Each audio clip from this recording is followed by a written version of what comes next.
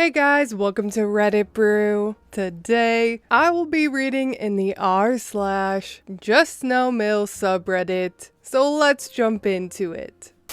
I got into a car accident, and my future mother-in-law was happy about it. Although I'm 28, I'm very new to driving. Well, a few days ago, I got into a very bad car accident, lost control of the vehicle, and threw myself into the forest. I barely missed hitting a tree and walked away with mere scratches. My future Mill came to the crash scene, the whole time laughing, joking, being cheerful, and asking me, "Come on, you gotta tell me how you managed to turn the car in a way to not hit this big tree. How can you be so lucky?"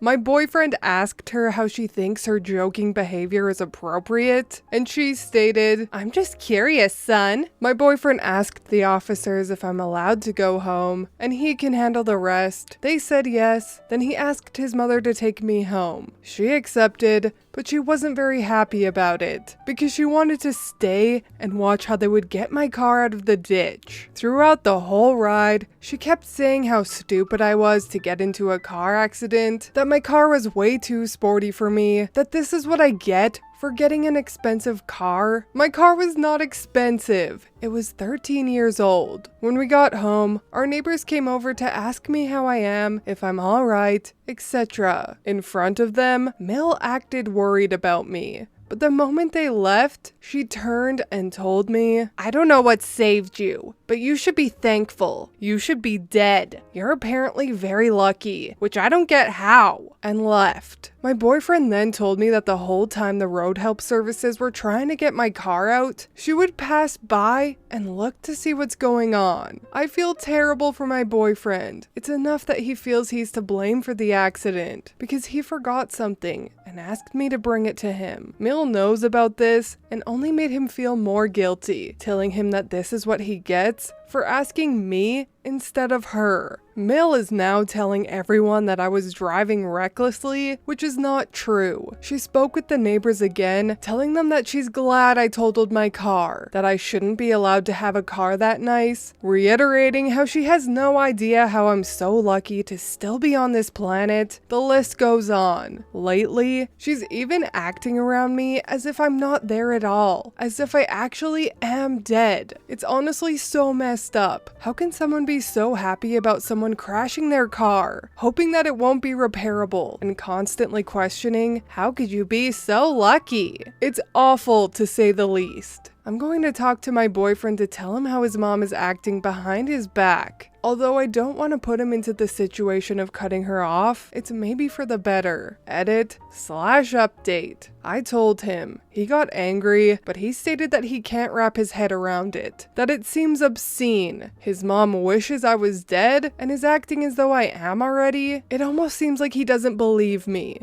He spoke with his mother, and apparently she told him that when her and I were alone together, I was rude to her, and that's why she's ignoring me. The reality, of course, is very different than what she says, and I told him that that was not true. I was never rude to her. He said that he believes me. However, I'm not sure. I love him to bits and pieces, but I don't want to deal with this. I don't want us to break up, but at the same time, I don't want to deal with her. The way she's been acting almost feels dangerous, and I am not sure if my boyfriend will put a stop to her shenanigans. I guess sadly, she is on the road to winning.